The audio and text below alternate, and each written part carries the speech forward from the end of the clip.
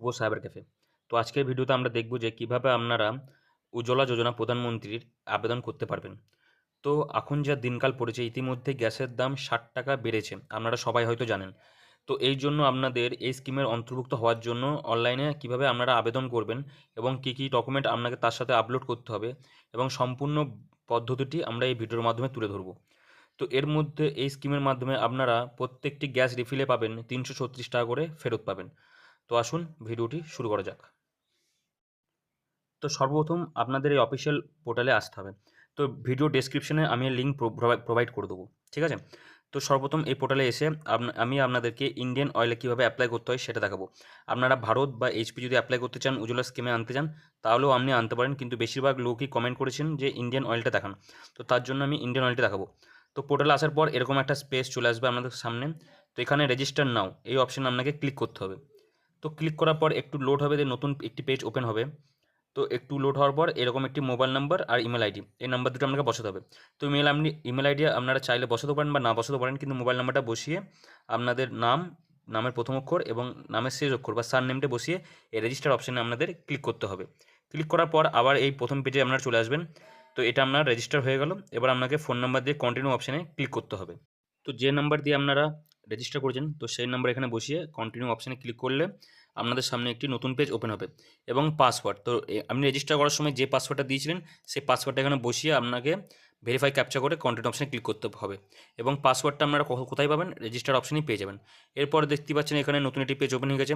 তো সর্বপ্রথম এখানে লেখা আছে এলপিজি। তো এই এলপিজি অপশানে আপনাকে ক্লিক করতে হবে। ক্লিক করার পর একটু লোড হয়ে আবার একটি নতুন পেজ আপনাদের সামনে চলে আসবে।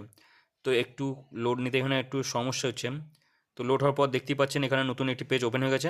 তো এবার লেখা আছে এখানে কি apply for new connection submit KYC.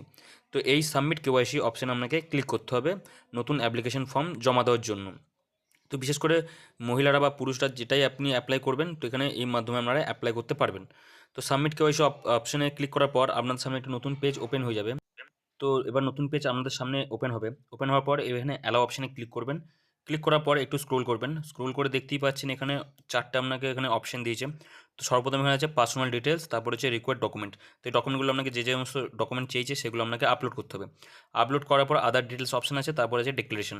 তো এই ডিক্লারেশন ফর্মটা এখান থেকে আপনারা পেয়ে যাবেন। এখানে ডিক্লারেশন ফর্মটা ডাউনলোড করে প্রিন্ট করে ছবি তুলে ওখানে সিগনেচার করে আপনাকে এখানে আবার আপলোড করতে হবে। তো সর্বপ্রথম পার্সোনাল ডিটেলস, তো এখানে আপনাদের সমস্ত রকম ডিটেলস ফিল আপ করতে হবে। তো এখানে ছেলেদের ক্ষেত্রে মিস্টার এবং মেয়েদের ক্ষেত্রে মিসিস বা মিস এখানে অপশান আছে দেখতেই পাচ্ছেন। তো এগুলো ক্লিক করে আপনাদের নাম, মিডল নেম বা লাস্ট নেম এগুলো সমস্ত রকম ঘর ফিল আপ করতে হবে। তো এই ফর্মটা বেসিক একটা ফর্ম, এটা সবাই আপনারা ফিল আপ করতে পারবেন। তো দেখে দেখে আপনাদের আধার কার্ড অনুযায়ী এখানে ফর্মগুলো সব ফিল আপ করতে হবে।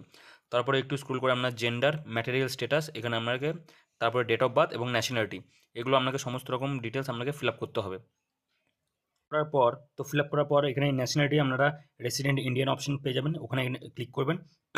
ক্লিক করার পর আপনাকে এবার সিলেক্ট রিলেটিভ এই অপশানে ক্লিক করতে হবে।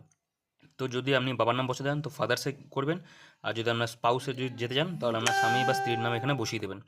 তো আমি বলবো যে মেয়েরা সবসময় স্পাউস অপশানে ক্লিক করে নিজেদের স্বামীর নাম বা স্ত্রীর নাম এখানে লিখবেন, এবং অবিবাহিত মেয়েরা এবং ছেলেরা আপনারা ফাদার্সে ক্লিক করে ফাদার্সের নাম এখানে বসাতে পারেন।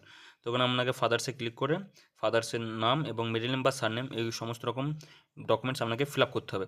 তো এগুলো সমস্ত রকমভাবে আপনাকে বেসিক ডিটেলসগুলো এখানে এই ফর্মটির মাধ্যমে সমস্ত কিছু ফিল আপ করতে হবে। তো এরপরে আছে আপনাদের মায়ের নাম, তারপরে অ্যাড্রেস। তো এখানে মায়ের নাম বসিয়ে দেওয়ার পর অ্যাড্রেস এখানে বসিয়ে দেবেন।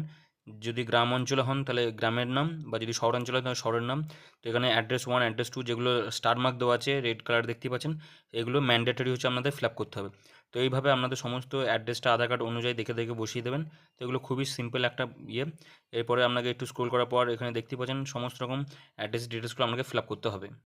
তো অ্যাড্রেস ফিল আপ করার পর আপনাদের এখানে যদি আপনি রুরাল হন তো রুরাল, আর উরবান হলে উরবান অ্যাড্রেস টাইপ দেওয়ার পর এখানে আপনাদের সাব ডিস্ট্রিক্ট এখানে সিলেক্ট করতে হবে। তো এখানে আপনারা আপনাদের সাব ডিস্ট্রিক্ট সিলেক্ট করবেন, তারপর আপনাদের এখানে গ্রাম বা শহর সিলেক্ট করবেন।